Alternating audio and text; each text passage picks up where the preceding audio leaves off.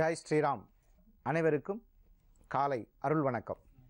இதுவரை அற்புதம் தரும் ஆலயம் பகுதியில் ஒரே நாளில் 2 ஆலயங்கள் 3 ஆலயங்கள் தரிசனம் செய்திருக்கிறோம். சில நாள் ஒரு ஆலயத்தில் 2 பிரகாரங்களை தரிசித்திருக்கிறோம். இன்று நாம் தரிசிக்க இருக்கும் கோயில் காசி விசாலாட்சி சமேத காசி விஸ்வநாதரும் ஏகாம்பரேஸ்வரர் சமேத காமாட்சி அம்மன் ஒரே கருவறைக்குள். இது சுமார் 1000 ஆண்டுகளுக்கு முற்பட்ட கோயில். திருவண்ணாமலை மாவட்டத்தில் குளத்தூர் என்ற கிராமத்தில் இத்திருக்கோயில் ஆரணிக்கு அருகே அமைந்துள்ளது.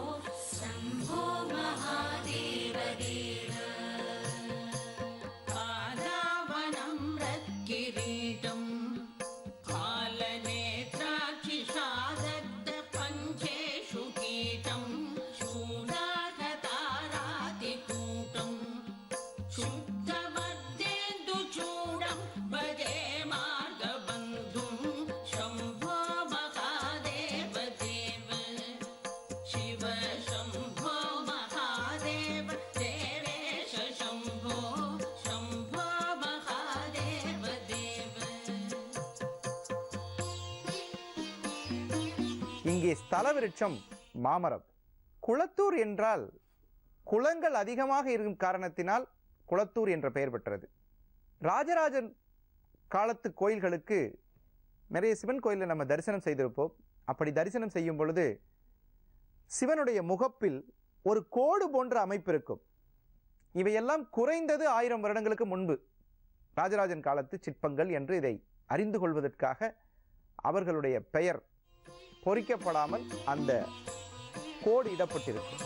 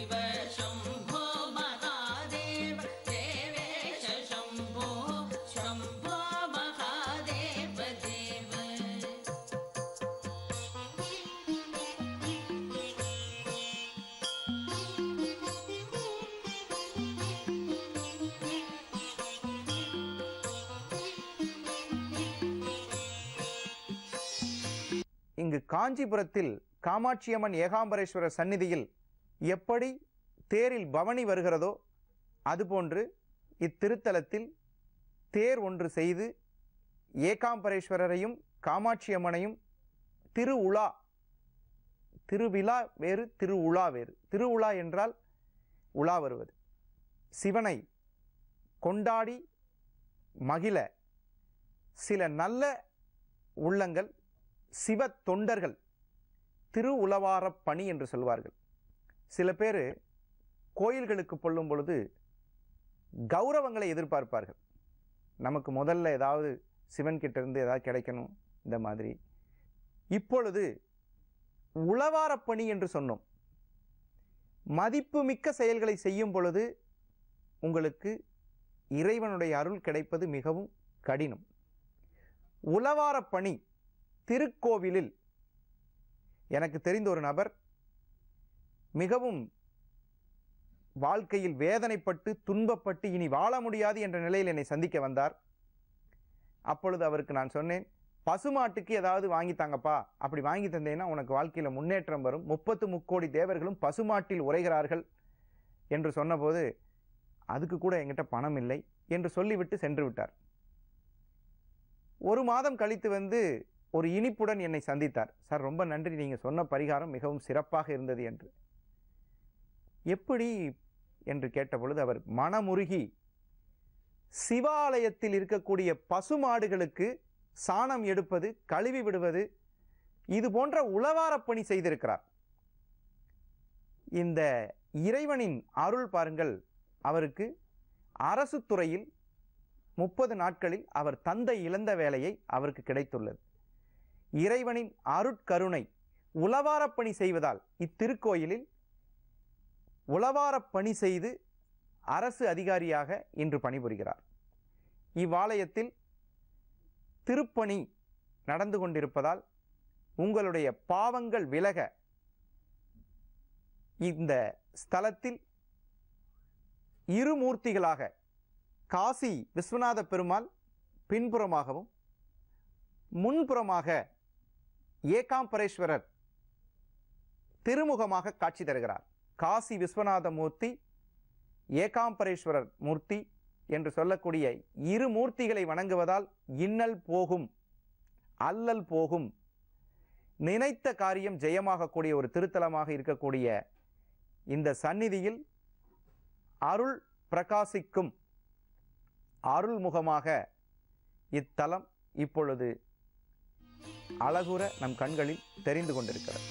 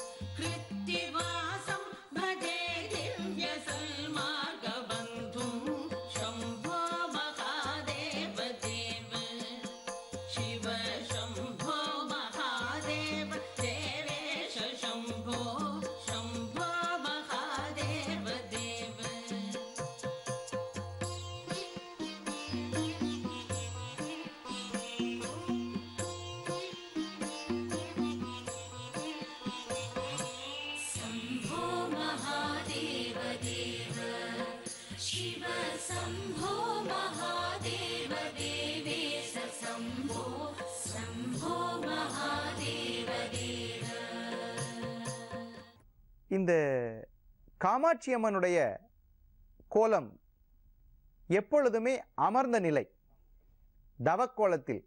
அன்னை எப்பொழுதும் சிவனை நினைத்து தவக்கோலத்தில் இருக்கக்கூடிய கோலம்தான் நினைவுக்கு வரும்.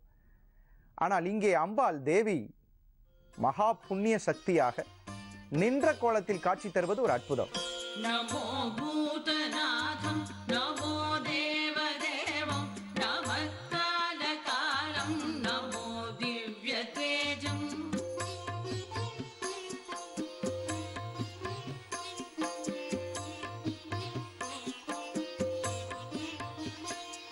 நமக்காமபஸ்மம் நம சாந்தசீலம் பஜே பார்வதி வல்லபம் நீலகண்டம் भजे पार्वती वल्लभं नीलकण्ठम्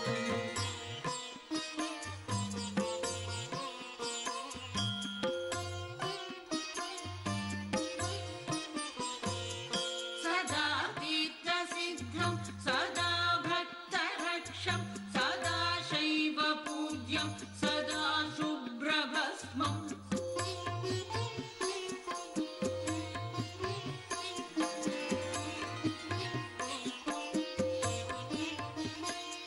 सदा ध्यानयुक्तं सदा ज्ञानकल्पं भजे पार्वती वल्लभं नीलकण्ठम् भजे पार्वती वल्लभं नीलकण्ठम् இத்திருத்தல மகிமையை இரட்டை சக்தி என்று சொல்லலாம். இரட்டை சக்தி என்று சொன்னால் மிதுன ராசிக்காரர்களுடைய படம் பார்த்தீங்கன்னா இரட்டை சக்தியா இருக்கும். இருபலம் வேண்டும், சிவபலம் வேண்டும், சக்தி பலம் வேண்டும். இங்கே சிவனே இருபலமாக இருக்கிறார். ஞானத்தை இயக்கக்கூடிய ஞான சக்தியாகவும் உடலை இயக்கக்கூடிய கிரியா சக்தியாகவும் இருக்கிறார். இந்த ஸ்தல விருட்சம் மாமரம் என்று பார்த்தோம். இத்திருத்தலத்தில் மாபெரும் ஒரு சிறப்பு, நவகிரகங்கள் கிடையாது இத்திருத்தலத்தில். ஆனால் ராகு கேதுக்கள் கர்ப்ப கிரகத்திற்குள் இருக்கின்றன. இது ஒரு எங்கும் காண முடியா ஒரு அற்புதம். ஸ்மசானம் பயானம் மகாஸ்தானவாசம் ஷரீரம் கஜானாம் சதா சர்வவேஷ்டம்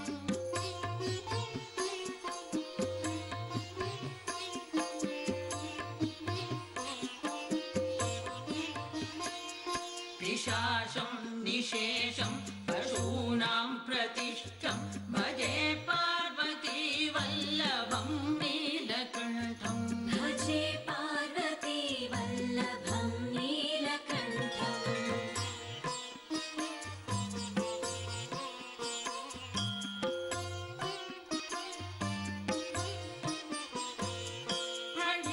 प्रणीनागकण्ठे भुजङ्गाट्टदेह तले रुण्डमालं महावीरशूरम्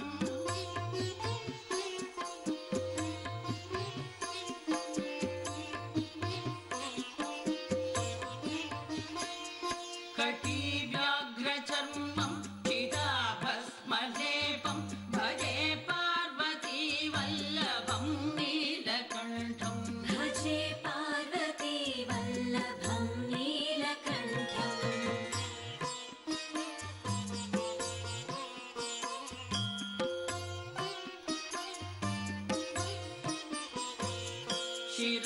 शिरद्धत्तगङ्गा शिवा वामभागं प्रियदीर्घकेशं सदा सुत्रिभेत्रम्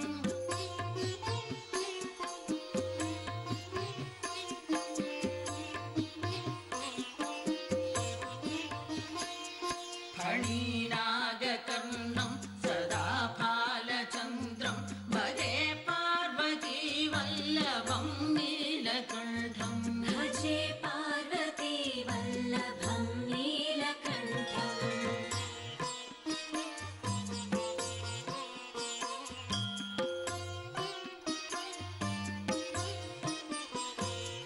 करे शूलधारं महाकष्टनाशं सुरेशं वरेशं महेशं जनेशम्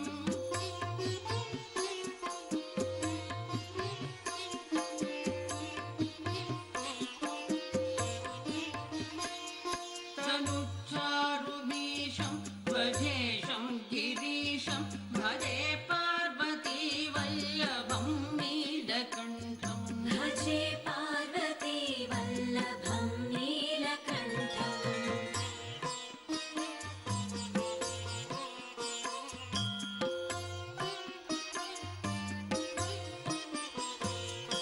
उदासं सुदासं सुकैलासवासं धरानिद्रं संस्थितं हि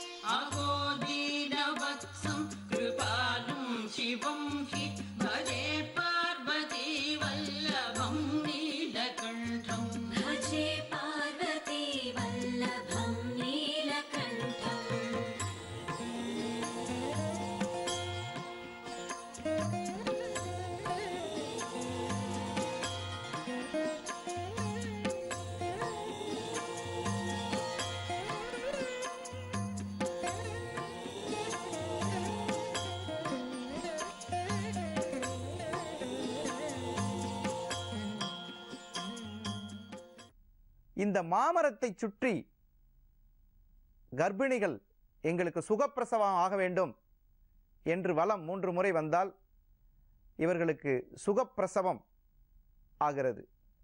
அப்படிப்பட்ட இத்திருத்தல மகிமை மிகவும் அற்புதமானது.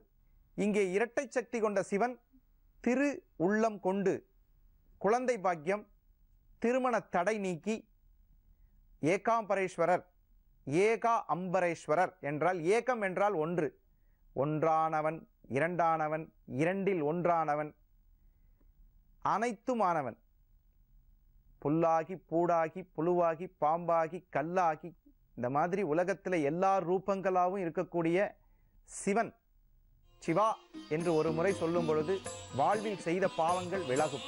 शम्भो महादेव देव शिव शम्भो महादेव देवेश शम्भो शम्भो महादेव देव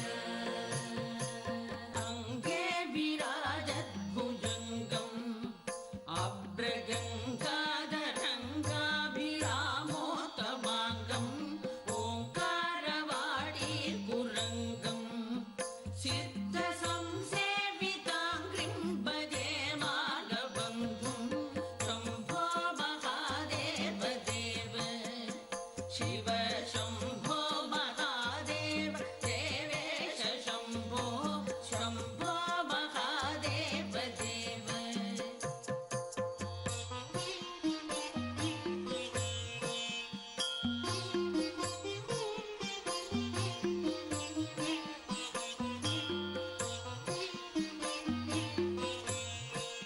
முன்னோர்களுக்கு நாம் செய்ய வேண்டிய பித்ரு சாபதோஷம் என்று சொல்வார்கள். பித்ருக்கள் என்றால் நம்மளுக்கு முன்னே 27 தலைமுறை, நமக்கு பின்னாடி வரக்கூடிய 27 தலைமுறைக்கு நல்லது நடக்கணும் என்று நினைத்தால் ஒரு கோயிலுக்கு ஒரு செங்கல், ஒரு சட்டி மணல் அல்லது ஒரு சிமெண்ட் மூடை, ஏதோ ஒன்று ஒரு கோயிலுக்கு உளவார பணி சுமந்து கொடுத்தல் என்று பெயர்.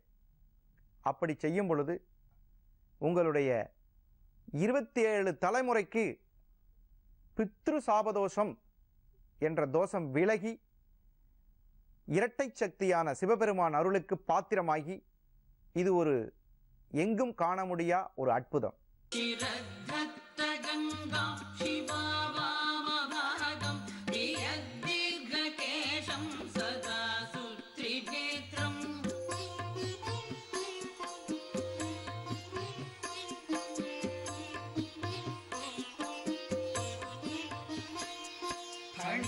फणीनागकर्णं सदा फालचन्द्रं भजे पार्वतीवल्लभं नीलकण्ठम् भजे पार्वती वल्लभं नीलकण्ठम्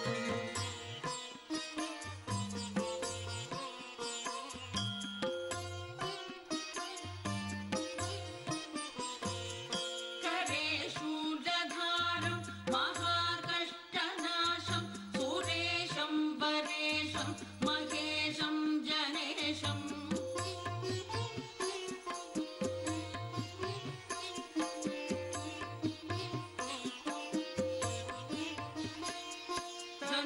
तनुच्चारुमीशं वजेशं गिरीशं भजे पार्वतीवल्लभं नीलकण्ठम् भजे पार्वती वल्लभं नीलकण्ठम् இப்பொழுது அற்புதம் தரும் ஆலயம் பகுதியில் தரிசனம் செய்தோம். சில பேருக்கு இரவில் உறங்கும் பொழுது இறந்தவர்களுடைய கனவு வரும். இதற்கு பெயர் பிரேத்த சாபம் என்று பெயர். கூப்பிடுற மாதிரி இருக்கு, கஷ்டமா இருக்கு, எங்களால் இதை ஜீரணிக்க முடியல, திடீர்னு நைட்டில் எழுந்திரிச்சிட்டு புலம்புறவங்க நிறைய பேர் இருக்காங்க. அந்த இறந்தவர்களுடைய கனவு வராமல் இருப்பதற்கு ஒரு சிறிய ஜோதிட தகவல். வெண்கடுகு என்று நாட்டு மருந்து கடையில் கிடைக்கும். மஞ்சள் துணியில் அதை வாங்கி நிலவு நம்மளுடைய வாசப்படி முன்னாடி போகிற இடத்துல ரைட் சைடில் வெண்கடுகு வாங்கி மஞ்சள் துணியில் கட்டி வைத்தால் இந்த மரண பயம் என்று சொல்லக்கூடிய நம்மளுடைய தாத்தா பாட்டி சித்தப்பா இவங்க இந்த யாராவது இறந்திருந்தாங்கன்னா அவர்களுடைய கனவுகள் நம்மளை தொல்லைப்படுத்தாது. நிலவுங்கிறது வாழ்க்கையில் நல்ல விஷயங்களை கடந்து போகிறதுக்கும் கெட்ட விஷயங்கள் அதை கிராஸ் பண்ணி வர்றதுக்கும் ரொம்ப ரொம்ப முக்கியமான ஒரு இடம். அந்த இடத்தில் தினமும் பூஜை, ஊதுபத்தி. பழைய காலத்துலலாம் பார்த்தீங்கன்னா ஒரு 60-70 வருஷத்துக்கு முன்னாடி பார்த்தீங்கன்னா சாணி போட்டு மெழுகிறது, வாசப்படியை ரொம்ப சுத்தமாக வச்சுருப்பாங்க. பெண் பார்க்க போகும்பொழுது வாசப்படியை பார்த்துட்டு பொண்ணை பார்க்காம வந்துடுவாங்க. ஏன்னா அந்த குடும்பத்தினுடைய லட்சணம் வாசப்படியிலே தெரியும்னு. ஆனால் இப்போ இன்னைக்கு அதற்கெல்லாம் வாய்ப்புகள் குறைவாகிக் கொண்டே வருகிறது. ஆனால் இந்த கனவு தொல்லையிலிருந்து விடுதலை பெற நிலவு பூஜை என்று சொல்லக்கூடிய ஒரு விபூதி வைக்கலாம், ஒரு ஊதுபத்தி காமிக்கலாம். அந்த நிலவின் இடது மேல் பகுதியில் வெண்கடுகு மஞ்சள் துணியில் கட்டி வைத்து, இது செய்யக்கூடிய நாள் என்றால் செவ்வாய்க்கிழமை காலை 6 to 7 இந்த மணியில், இந்த ஓரையில், செவ்வாய் ஓரையில் செய்தால் இந்த கனவு மட்டுமல்ல, துஷ்ட சக்திகள் வீட்டிற்குள் வராது. துஷ்ட சக்திகள் என்று சொல்லக்கூடியது அடுத்தவர்களுடைய கண் பார்வை, திருஷ்டி, நம்மளுடைய தூக்கமின்மை, இந்த பிரச்சனைகளிலிருந்து விடுதலை பெற இந்த ஆன்மீக தகவலை தெரிந்து கொண்டு மீண்டும் ஒரு நல்ல ஆன்மீக தகவலுடன் நாளை காலை சந்திப்போம். நன்றி, வணக்கம்.